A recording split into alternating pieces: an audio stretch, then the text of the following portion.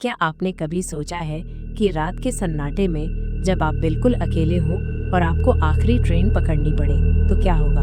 जब हर तरफ सिर्फ खामोशी हो और आपके बगल में कोई ऐसी चीज बैठी हो जो इंसान ना हो, डर लगता है ना? आज मैं आपको एक ऐसी ही दास्तान सुनाने जा रहा हूँ जिसे सुनने के बाद शायद आप कभी रात में अकेले ट्रेन में सफर करने की हिम्मत ना करें। तो अपनी सीट्स की पेटी बांध लीजिए, क्योंकि ये सफर आपको आपकी रूह तक हिला देगा।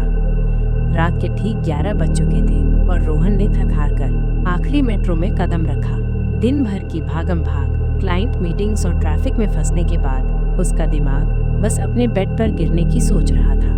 प्लेटफॉर्म बिल्कुल खाली था और जैसा कि अपेक्षित था, मेट्रो के अंदर भी गहरा सन्नाटा छाया हुआ था। रोहन ने एक लंबी सांस ली और एक सीट पर धप से बैठ गया। आंखें बंद करने ही वाला था कि उसकी नजर सामने की सीट पर पड़ी। एक औरत सफेद साड़ी में बैठी थी। उसके लंबे खुले बाल उसके चेहरे को ढक रहे थे और वो बिल्कुल निशब्द मूर्ति की तरह स्थिर बैठी थी। रोहन को थोड़ी हैरानी हुई। इतनी रात को इस आखिरी मेट्रो में अकेली औरत। उसकी सीट रोहन से ठीक 3 सीट्स की दूरी पर थी। रोहन ने कंधा उचका दिया। क्या पता, शायद किसी इमरजेंसी में होगी। मेट्रो धीरे धीरे अपनी गति पकड़ चुकी थी। बाहर का शहर रोशनी में नहा रहा था, लेकिन अंदर का माहौल एक अजीब सी खामोशी में डूबा था। रोहन ने अपने फोन पर कुछ देर स्क्रॉलिंग की, पर उसका ध्यान बार बार उस औरत पर जा रहा था। वह अब भी उसी स्थिति में थी, जैसे वक्त थम गया हो। उसके मन में एक अजीब सा ख्याल आया, क्या वो सांस भी ले रही है?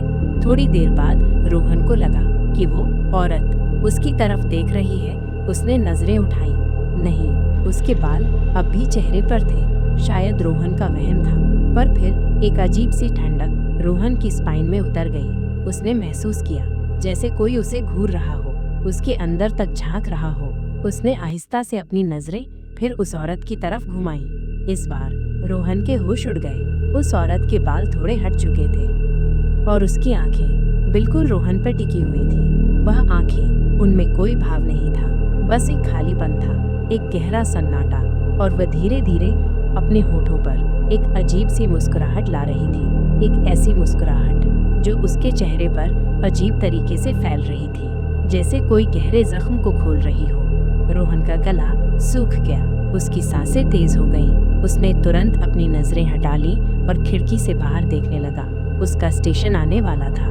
अगला स्टेशन उसके घर के पास था। उसने सोचा, बस उतर जाऊं, जल्दी से यहाँ से निकल जाऊं। मेट्रो धीरे धीरे एक स्टेशन पर रुकी। रोहन ने सुकून की सांस ली और उठने लगा। उसने दरवाजे की तरफ कदम बढ़ाए, पर जब वो दरवाजे के पास पहुंचा तो उसके पैरों तले जमीन खिसक गई। दरवाजा नहीं था जहां दरवाजा होना चाहिए था। वहां सिर्फ मेट्रो की दीवार थी, बिल्कुल स्मूथ, सीमलेस, जैसे दरवाजा कभी था ही नहीं। रोहन ने घबराकर दूसरे दरवाजे की तरफ देखा, वो भी गायब था। पूरा कंपार्टमेंट बिल्कुल बंद, एक जेल की तरह। उसकी धड़कन कांप उठी। वो पागल होने लगा। ये क्या हो रहा है? उसने बड़बड़ाया। ये कैसे हो सकता है? उसने घबराकर पीछे मुड़ा। उसी पल उसके कान में एक मधुर सरसराहट भरी आवाज गूंजी। एक ऐसी आवाज जो उसके कान खड़े कर दे, उसके रोंगटे खड़े कर दे। दीपा। रोहन के शरीर में बिजली दौड़ गई। वो पलट गया। उसका चेहरा पीला पड़ चुका था। वो औरत अब उसके बिल्कुल बगल में बैठी थी, इतने करीब कि रोहन को उसके सांसों की गर्मी महसूस हो रही थी। या शायद नहीं, उसके चेहरे पर अब भी वही अजीब सी मुस्कुराहट थी, पर इस बार उसकी आंखें रोहन में समा चुकी थी। दीपा, उसने फिर फुसफुसाया, मेरी छोटी बहन। रोहन का दिमाग सुन्न पड़ गया। दीपा, उसकी छोटी बहन जो 10 साल पहले एक हादसे में मर चुकी थी। उसका नाम उसने कभी किसी को बताया नहीं था, खासकर अनजान लोगों को। और ये औरत, इस अनजान औरत को उसका नाम कैसे पता था? तुम कौन हो? रोहन की आवाज कांप रही थी। उस औरत की मुस्कुराहट और गहरी हो गई। उसने अपना हाथ धीरे से उठाया और रोहन के गाल की तरफ बढ़ाया। उसका हाथ सफेद था और उसकी उंगलियां अजीब तरीके से लंबी और पतली थी। उन पर एक मरे हुए फूल की तरह रंग चढ़ा था, जैसे वो हाथ किसी इंसान का ना हो। तुम मुझे जानते हो, रोहन? उसने धीरे से कहा।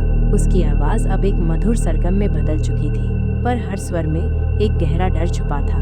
तुम मुझे भूल गए हो, पर मैं तुम्हें नहीं भूली। रोहन ने पीछे हटने की कोशिश की, पर उसकी सीट उसके पैरों से चिपक चुकी थी। उसकी सांसें अटक चुकी थी। मेट्रो अब टनल के अंदर जा चुकी थी और कंपार्टमेंट में सिर्फ इमरजेंसी लाइट्स की मध्यम रोशनी थी। उस रोशनी में उस औरत का चेहरा और भी भयानक लग रहा था। तुम क्या चाहती हो? रोहन ने हिम्मत करके पूछा। उस औरत ने अपना सर थोड़ा झुकाया, जैसे रोहन की बात को सुन रही हो। फिर उसने अपनी आंखें खोली और इस बार रोहन ने देखा कि उसकी आंखों में कोई पुतली नहीं थी, सिर्फ एक सफेद गहरा खाली गोला था, जिसके अंदर लाल रंग की पतली पतली नसें जाल की तरह फैली हुई थी। तुम्हारी बहन की आवाज, रोहन, उसने कहा। उसकी आवाज अब और भी ठंडी और खोखली हो गई थी। तुमने उसे अकेला छोड़ दिया था, तुमने उसे बचाया नहीं था। रोहन के दिमाग में एक पुरानी दर्दनाक याद ताज़ा हो गई। दीपा का हादसा, वह बारिश की रात, रोहन की गलती, उसका गिल्ट जो उसे हर रात सोना नहीं देता था। मैं उसे बचा नहीं पाया, रोहन ने टूटते हुए कहा। मेरी गलती थी। उस औरत ने अपना चेहरा रोहन के और करीब लाया। रोहन उसकी सांसों की बदबू महसूस कर सकता था, एक ऐसी बदबू जो मिट्टी, सड़ांध और मौत का मिश्रण थी। और अब उसने कहा, उसकी आवाज रोहन के दिमाग में घुस रही थी। तुम भी अकेले मरोगे जैसे दीपा मरी थी, इसी ट्रेन में। अचानक मेट्रो की स्पीड बढ़ने लगी। तेज गति से वो टनल में दौड़ने लगी, एक दहशतनाक आवाज के साथ। कंपार्टमेंट के अंदर की लाइट्स तेजी से झलकने लगी, फिर पूरी तरह से बुझ गई।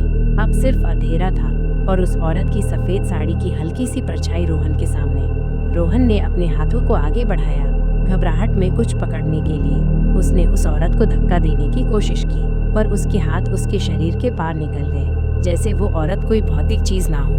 तुम कहाँ जाओगे, रोहा? उसने फुसफुसाया। अब उसकी आवाज उसकी हर तरफ से आ रही थी, जैसे वो हवा में घुल गई हो। ये तुम्हारी आखिरी यात्रा है। मेट्रो की स्पीड अब इतनी बढ़ चुकी थी कि रोहन को लगा कि वो हवा में उड़ रहा है। उसके कानों में एक तेज चीख जैसी आवाज गूंज रही थी, जैसे मेट्रो की पटरियां टूट रही हों। और उस आवाज के बीच उस औरत की आवाज और भी तेज और भयानक होती जा रही थी। दीपा को देखो, रोहन। रोहन ने आंखें बंद कर ली।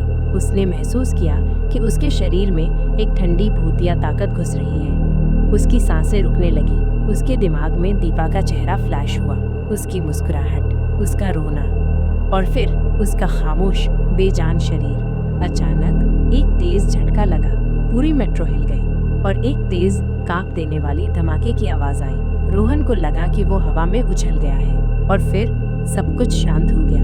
अंधेरा था, बिल्कुल घनघोर अंधेरा। रोहन की आंखें खुली थी, पर उसे कुछ दिखाई नहीं दे रहा था। ना मेट्रो की आवाज, ना वो औरत की सरसराहट, सिर्फ एक गहरा ठंडा सन्नाटा। उसने धीरे से अपना हाथ उठाया। उसका हाथ किसी ठंडी गीली चीज पर पड़ा। उसने फिर से महसूस किया, वो मिट्टी थी और वो अपने बेड पे नहीं था। जब उसने अपनी आंखें खोली तो उसने देखा कि वो एक कब्र में लेटा हुआ था।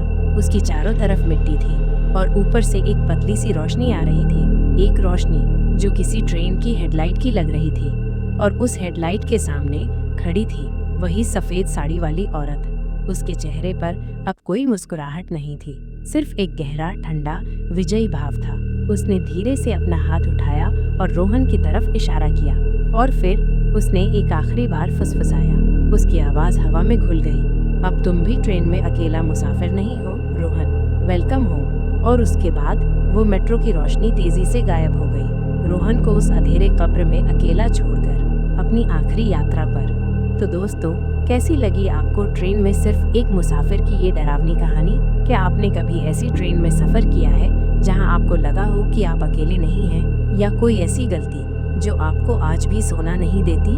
अपने विचार और अनुभव हमारे साथ कमेंट्स में ज़रूर शेयर करें। अगर इस कहानी ने आपको भी थोड़ा सा डराया हो और आपको ये वीडियो पसंद आया हो तो इसे लाइक करना ना भूलें, अपने दोस्तों के साथ शेयर करें और हमारे चैनल को सब्सक्राइब करें ऐसी ही और हैरान कर देने वाली और दिल दहला देने वाली कहानियों के लिए। अगली बार जब आप अकेले ट्रेन में बैठें तो एक बार अपने बगल में ज़रूर देख लेना, क्या पता कोई और भी ट्रेन में सिर्फ एक मुसाफिर ना हो।